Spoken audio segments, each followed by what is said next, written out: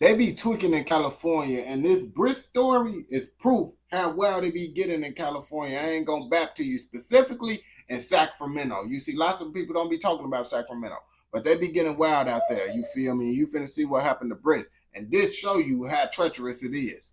Sacramento is one of the wildest cities on the West Coast. Almost every block is ran by a different set, and just walking out the door is a gamble with your life. Bris was a rapper trying to make it out of the trenches, but the streets caught up to him first. And today we're breaking down the entire shocking story. Bris came up in Sacramento repping the Fruit Ridge Bloods. Back in the day, all he cared about was getting his money up and hustling in the streets, and not before long, he started taking losses. After one of his childhood friends was killed, Bris knew he wanted to switch up how he moved, but there ain't a lot of opportunities coming up in that environment. Bris said he wasn't the worst kid in school or anything like that, but he was more focused on hustling than getting good grades. He ain't have no other way to get money back then, but luckily for him, one of his blood cousins was starting to get his name popping in the rap industry. Mac J is another rapper from Sacramento who came up from nothing. His parents tried to provide a better life for him and his 4 siblings by working minimum wage jobs and flipping cars on the side, but Mac realized that he had to find a different way out. When he was a kid, Mac saw one of his dad's friends bleed out on the front porch after someone shot him. Back then, he thought basketball was his ticket out of the trenches, but his hoop dreams fell apart and Mac turned around. I ain't gonna lie to you. I feel like everybody have dreams to go to the NBA or NFL, and then in high school, that's when they start to realize, like, oh yeah, I'm probably not gonna go to no professional league, and the most professional thing I'm gonna do is college, and that's about it. Turned to rap instead. He started recording tracks in one of his family members' garages in high school. Mac had been rapping for years already as a hobby and was ready to take it seriously. But after he dropped out of school, he fell into the streets right next to Bris and their homies. While Bris was all in on the street activities, Mac kept one foot in the booth and stayed on his grind. Both of them were in and out of jail a lot, but Mac went back to the studio every time he got released. Not before long, he had some buzz on his name in the city, and that's when he finally convinced Bris to start laying down tracks too. The first video they dropped together was for the track Non-Stop in 2016. It racked up a couple 100,000 views on YouTube, but it would take a couple years before Bris scored his first big hit. 2019 was a massive year for him. Out of nowhere, he started popping off and running up crazy numbers. His track Lightning McQueen hit over 2 mil, and then he dropped a video for panhandling and reached 15 million. All the success was amazing, but it also allegedly sparked the beef that got him killed. In an interview with Rap Shack, Bris said there was a lot of drama in music. All he wanted was to make it out of the streets, and he told everyone watching that you should never get involved with them if you're not bored. I ain't gonna lie to you, it'll be so much drama inside the rap industry because lots of y'all be dissing people and sneak dissing. That's why it's gonna be lots of drama. Into it. Bris had been in the trenches for years, but 2019 is when all his beef went public. A rapper named Uzi Marcus dropped the track 42K and said, "Keep it real, you niggas ain't killed a fly, and if it's money on my head, why the fuck I'm still alive? You niggas ain't popping shit, they really just talking shit. Where they at? I'm right here on 42nd with the stick. Lil Bris, he a pussy, and Lil Danny, he a bitch. Keep playing, I'll be outside your grannies with a switch."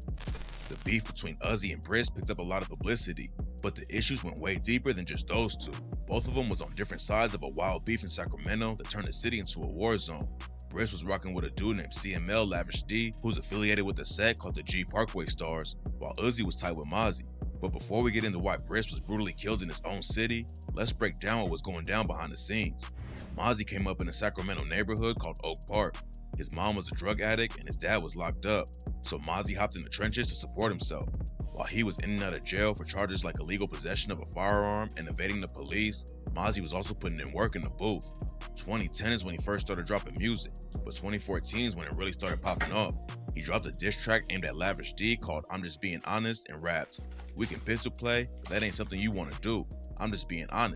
I ain't gonna lie to you. Let's be real. Lots of these rappers wouldn't have success if they wouldn't be dissing. Now, some rappers they did go up and they cooled out on dissing, and some rappers they got a diss to stay relevant. You feel me? But lots of these rappers got a diss to get on nowadays. Honest. Lad never caught a body. I'm just being honest. Mozzie wasn't the first one to take a shot though. Lavish D's homie Lick rode into Oak Park and shot an entire music video. Then Mozzie clapped back with the truth, and less than a day later, one of his homies was killed over the situation.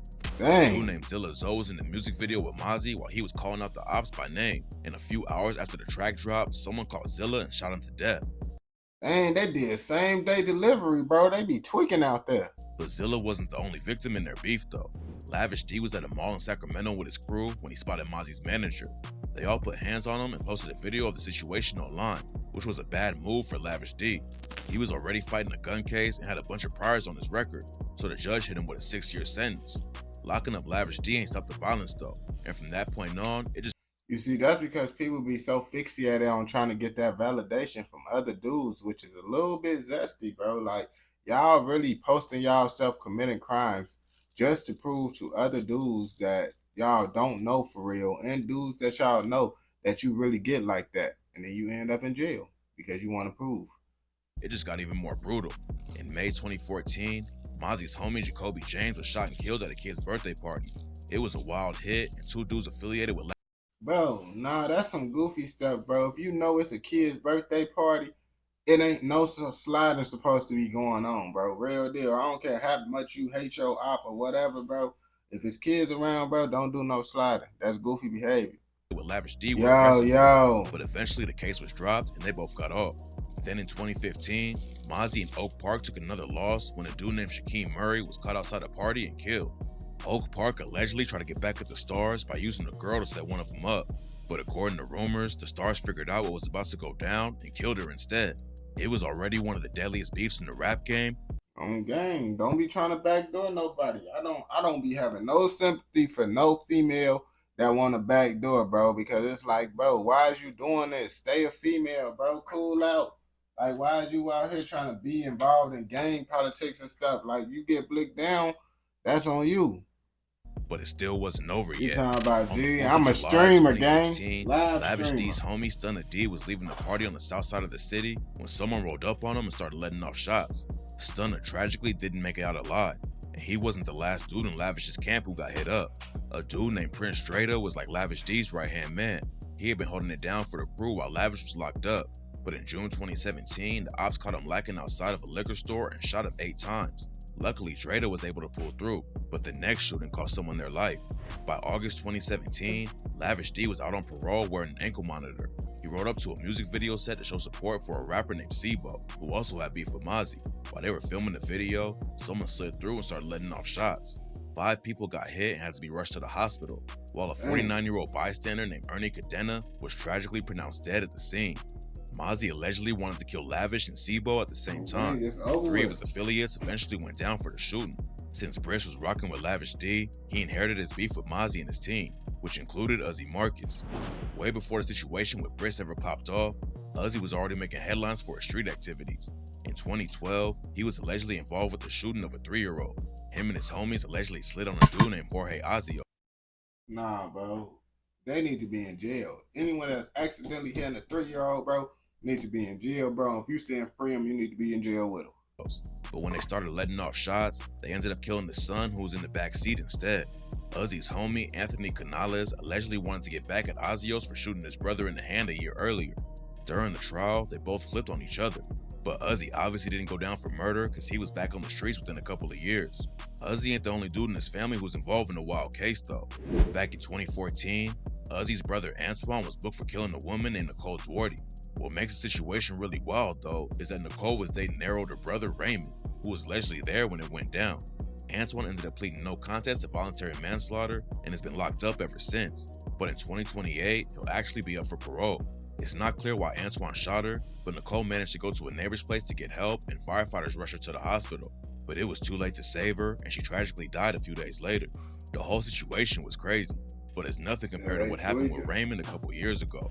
In 2021, Raymond went live on Instagram and showed something incredibly shocking. He had murdered his girlfriend and another woman and was crouching down next to him holding a gun. Raymond was pointing the gun at the camera, then he lifted. Okay. This California stuff is just getting out of hand, bro. Like, bro literally got the bodies in the camera. It's just blurred out right now, bro. Why would he do, bro? These people is crazy, bro. This is why California been going downhill for a long time, bro. They got lots of wild stuff going on. Lifted one of the dead woman's hands and said, "That bitch tried to set me up. That's what she did." Then he brought Uzi into it and accused him. Oh, well, hey, don't set no one up then. I ain't gonna bap to you. But to do this, this is like the Joker. This is real life, like the Joker behavior. Like you crouching down like this, talking about she shouldn't have set me up while wriggling her hand. That's something that a Joker would do. I ain't gonna bap to you, bro. But I understand these females shouldn't be trying to set people up. Accused him of trying to have him killed. A SWAT team rolled up and tried to negotiate with Raymond to come out peacefully, but it was clear he wasn't going down like that. They had a standoff with him for 8 hours, then finally started throwing in tear gas grenades. Raymond still I ain't gonna bap. If she really was trying to backdoor you, bro, you could have got away with it, bro. You probably just tried to. You probably was high off that stuff, thought they was trying to backdoor you, and then you end up doing it. tried to fight them off, but after they tased him, he went down hard and got booked for double homicide.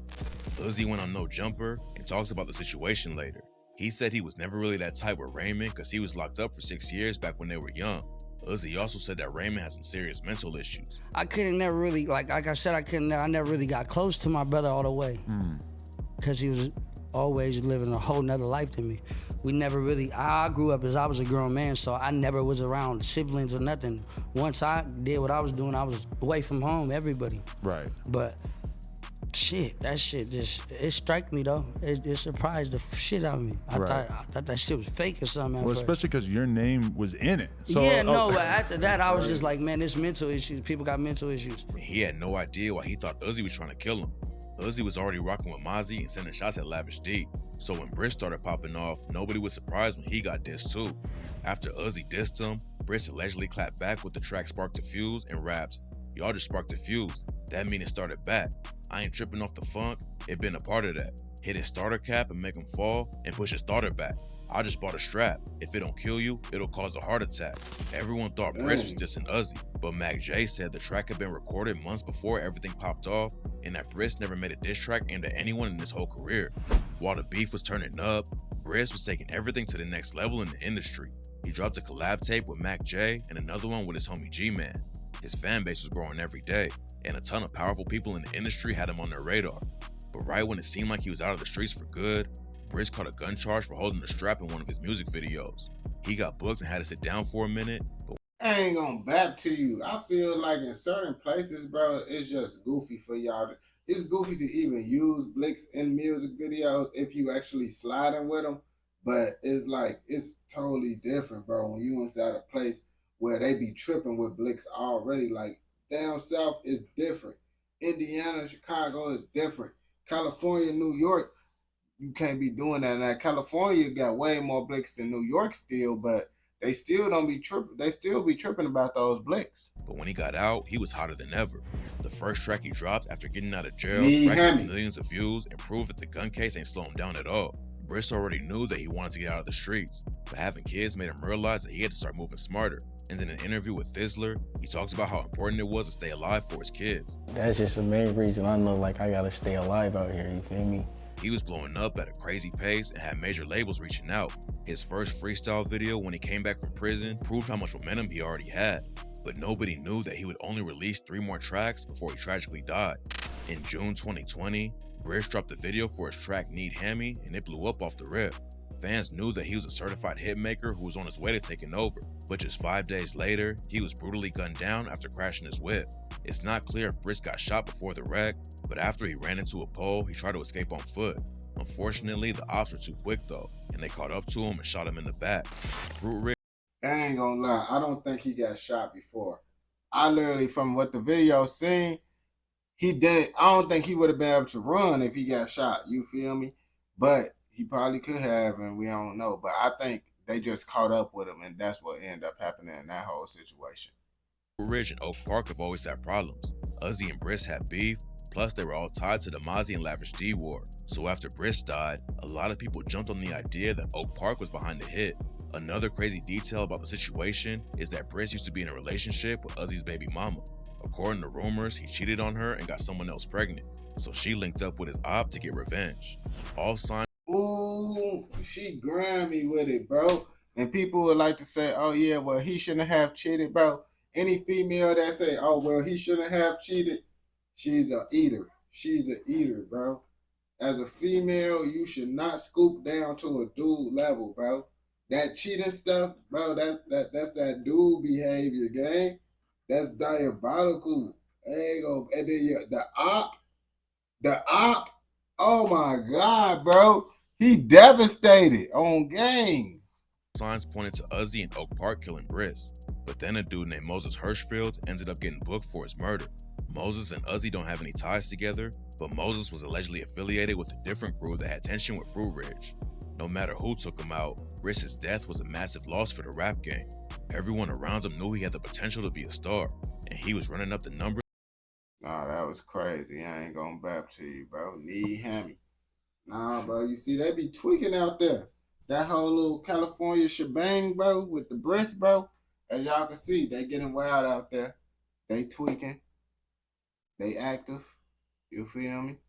And we don't condone nothing in this educational, informational documentary. If you watch this all the way through, I know you messing with another educational, informational documentary. And don't forget to like, comment, subscribe, and what? Turn on post notifications so you never miss out on any documentaries like this. And don't forget to follow the Twitch, Oh So Everest. Link will be inside the